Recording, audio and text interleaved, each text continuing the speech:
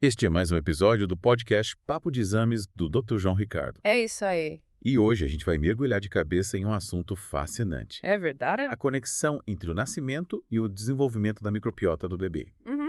A gente separou aqui algumas fontes que exploram como essa colonização microbiana inicial, influenciada pelo tipo de parto natural ou cesárea, pode ter efeitos que duram a vida toda Interessante. e moldar o risco de várias condições de saúde, né? É. Então, para quem busca conhecimento de forma rápida, mas completa, a gente vai desvendar esse mundo microbiano de um jeito envolvente, com várias informações. Isso. E sem te deixar sobrecarregado, prometo. Perfeito. Acho que a gente consegue. Que bom.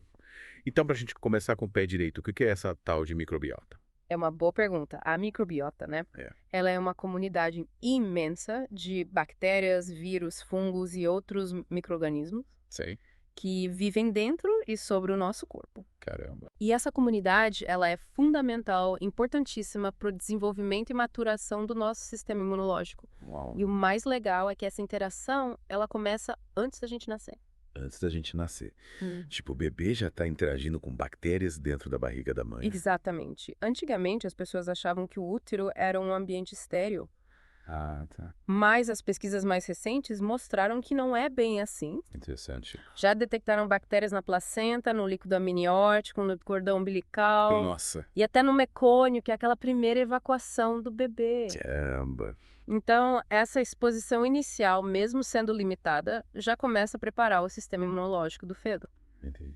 E o que é mais interessante ainda, essas bactérias ajudam em tarefas metabólicas essenciais para o nosso corpo. Yeah. É uma relação de simbiose, sabe? Elas ganham um lar, alimento e a gente se beneficia em processos vitais. Uma verdadeira parceria microscópica. É isso aí. Mas você falou que também tem um lado E negativo. sim, tem.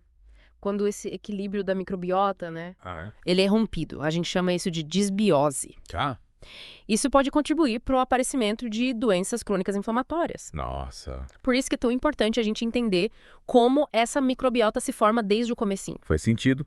E é aí que entra o tipo de parto, né? Exatamente. Bebês que nascem de parto normal, eles têm o primeiro contato com os micro-organismos de um jeito e os que nascem de cesárea de outro. Isso. Vamos começar pelo parto natural. O que acontece ali naquele primeiro momento? O bebê, ele é literalmente banhado na microbiota vaginal da mãe. Então, Ao passar pelo canal do parto, ele é exposto a uma comunidade microbiana rica, né? Diversificada. E as principais bactérias que ele adquire nesse momento incluem espécies de lactobacillus, lactobacilos, bacteroides bacteroides, e bifidobacter. bifidobacter. Esses nomes me são familiares. A gente vê em alguns produtos, tipo iogurtes, né? Exatamente. Não é coincidência. Não é coincidência. Essas bactérias, elas têm um papel muito importante na colonização da pele, do intestino, da cavidade oral e da nasofaringe do bebê. Nossa. Essa primeira exposição, ela é vital para treinar o sistema imunológico. Ajudar ele a diferenciar entre micróbios benéficos e invasores, né? Isso é o que a gente chama de teoria dos velhos amigos. Velhos amigos. Adorei essa. Então essas bactérias que o bebê encontra no parto normal já chegam falando, fica tranquilo, a gente é do bem. Mais ou menos isso. Principalmente, o Bifidobacterium e o Lactobacillus, eles são considerados bactérias ideais para o nosso corpo, né? E agem de forma comensal, ou seja, se beneficiam sem prejudicar o hospedeiro. Legal. Por exemplo, estudos indicam que a presença de Bifidobacterium breve nos primeiros meses de vida está associada a um menor risco de edema, Que legal. que é aquela inflamação na pele que é comum em bebês. E os bacteroides também são importantes. Eles ajudam a regular a imunidade intestinal e participam da digestão do leite materno. Nossa, quanta coisa acontecendo nesse primeiro contato. E no caso da cesárea, imagina que a situação seja bem diferente, né? Totalmente diferente. Os bebês que nascem de cesárea, eles têm esse primeiro contato com os micróbios da pele da mãe e do ambiente hospitalar. As bactérias mais comuns nesses casos são Staphylococcus, Streptococcus e Propionibacteria. Então, em vez daquela flora vaginal rica e específica, o bebê encontra o que está na pele e no ambiente do hospital. Exato. Isso leva a uma menor diversidade da microbiota nos bebês que nascem de cesárea, pelo menos nos primeiros dias de vida, comparado aos que nasceram de parto normal. Apesar dessas diferenças na composição microbiana diminuírem com o tempo.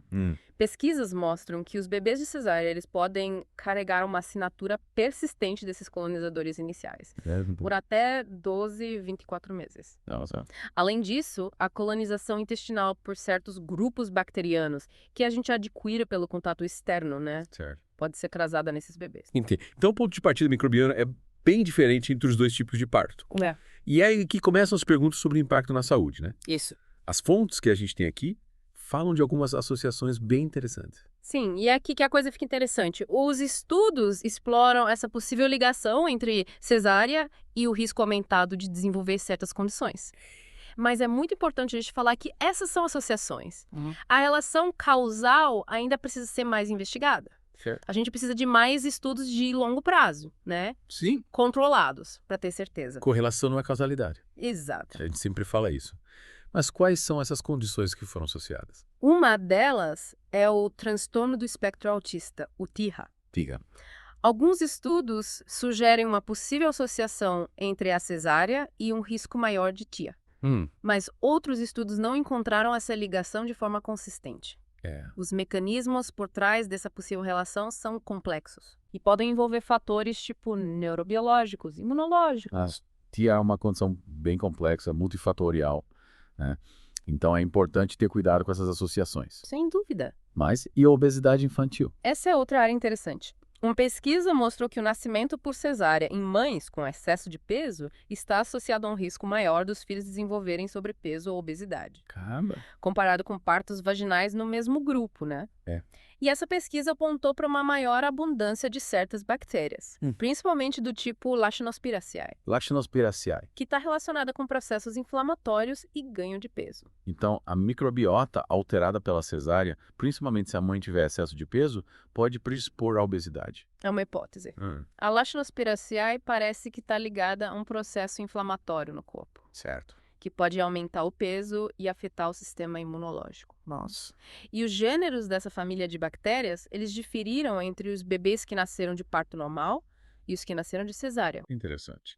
E quanto a outras questões de saúde, principalmente as que estão ligadas ao sistema imunológico? Então, vários estudos sugerem que crianças que nasceram de cesárea podem ter um risco um pouco maior de desenvolver uma série de distúrbios imunológicos. É mesmo? Asma, doenças sistêmicas do tecido conjuntivo, artrite juvenil, doenças inflamatórias intestinais, deficiências imunológicas e até leucemia. Caramba. E a gente acredita que isso esteja relacionado à forma como o sistema imunológico amadurece, né?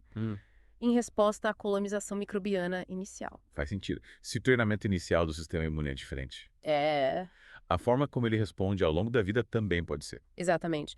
A microbiota inicial, ela parece moldar a capacidade do sistema imunológico de responder de forma adequada aos antígenos, né? Sim. Tanto os próprios quanto os que não são próprios. Ok. E a disbiose, que é o desequilíbrio da microbiota, ela pode prolongar essa imaturidade imunológica e aumentar o risco dessas doenças. Pesquisas indicam que o parto vaginal, ele promove a transferência de características importantes, né? Envolvidas em vias microbianas, tipo a biossíntese de lipopolissacarídeos, que são moléculas que estimulam o sistema imunológico. Que legal. E isso é importante para o desenvolvimento do sistema imunológico do recém-nascido. O parto normal parece que dá uma vantagem inicial nesse treinamento imunológico, né? Mas, E aí, o nascimento é o único fator que influencia a microbiota do bebê. de jeito nenhum, a genética da mãe, a exposição a fatores ambientais dentro e fora do útero e hábitos depois do nascimento, como contato com o ambiente, a dieta, principalmente a amamentação. Sim. Também são muito importantes para a formação da microbiota. Que é verdade. Inclusive, essa variação da microbiota influenciada pela geografia, né? Pode até afetar o sucesso da vacinação, porque a resposta imune também está ligada à microbiota. Nossa, é uma rede de fatores interligados, né? Mas, voltando à questão do parto, as fontes deixam claro que a gente ainda precisa de mais respostas. Sim, a gente precisa, apesar da ligação entre o modo de nascimento e o desenvolvimento da microbiota estar bem estabelecida. Uma relação de causa e efeito definitiva entre tipo de parto, microbiota e doenças crônicas. Certo. Ainda precisa de muita pesquisa.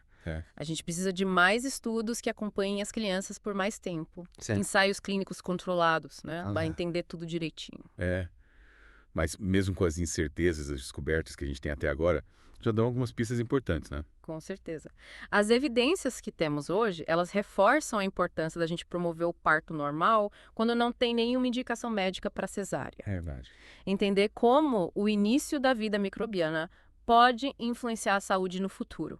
É um campo de pesquisa promissor e com implicações importantes para a prática médica e para a saúde das crianças. Então, para a gente resumir tudo que a gente conversou hoje, a gente pode dizer que a forma como o bebê nasce realmente importa. Importa. Principalmente quando a gente fala da primeira colônia de bactérias.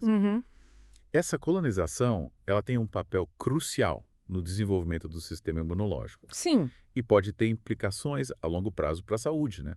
Influenciando o risco de várias condições, como autismo, obesidade e distúrbios imunológicos. Exato. E é importante a gente lembrar que, apesar da pesquisa sugerir essas associações, as relações são complexas, envolvem vários fatores, e os estudos continuam para a gente entender cada vez melhor. Isso nos faz pensar, né? Sobre o impacto que um evento tão importante no início da vida pode ter na nossa saúde e bem-estar. Sem dúvida. E isso levanta uma questão importante para o nosso ouvinte. Qual? Dado tudo que a gente discutiu, quais são as implicações para a forma como a gente encara o parto, a saúde nos primeiros anos de vida? Verdade. Que outras perguntas a gente pode fazer sobre as escolhas individuais, as práticas médicas, com base nessas evidências? É algo para a gente refletir. Sem dúvida. Um tema fascinante e que continua a se desenvolver com as novas pesquisas. Agradecemos ao Laboratório João Paulo. Agradecemos.